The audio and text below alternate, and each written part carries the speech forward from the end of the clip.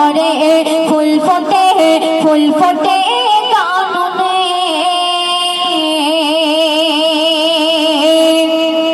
নবীজির দাদা মোতালেব নবীজিকে উদ্দেশ্য করে মা আমিনাকে কি বলছে শোনো। দাদা মোতালেব নবীকে দেখে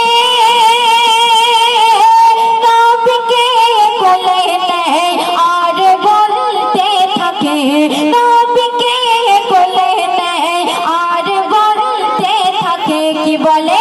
বল দেখি আমিনা কি এমন সাধনা, বল দেখি আমিনা কি এমন সাধনা করেছিস দুনিয়ায় আলো দেয় কোন জোরে।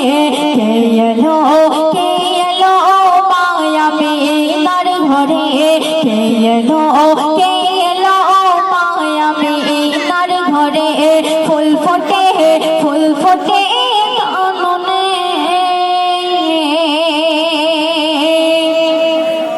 নবীজি দাদার কথা শুনে নবীজির চাচা নবীজিকে কোলে তুলে চুমা খাচ্ছে। কি বলছে শোনো। আবু তালেব নবী ওই কাছে এসে দু গালে চুমা খায় কত ভালোবেসে, দু গালে চুমা খায় কত ভালোবেসে। আর কি বলে? আই তোরা দেখে যা এত রূপ ভাতিজা, আই তোরা দেখে যা এত রূপ ভাতিজা। আজ থেকে তোর পিতা হয়েছি আমি রে।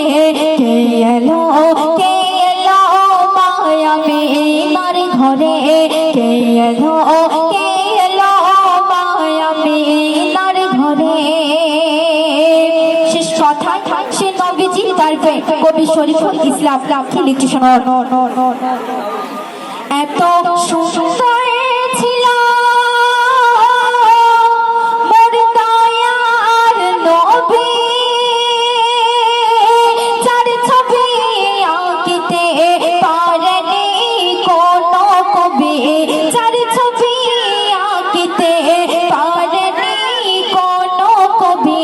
তখন বলে কবি শরীফুল নবীর হয় না সমতল, বলে কবি শরীফুল নবীর হয় না সমতল। নবীজির শান মান লিখে যায় আজ শুনে। কে এলো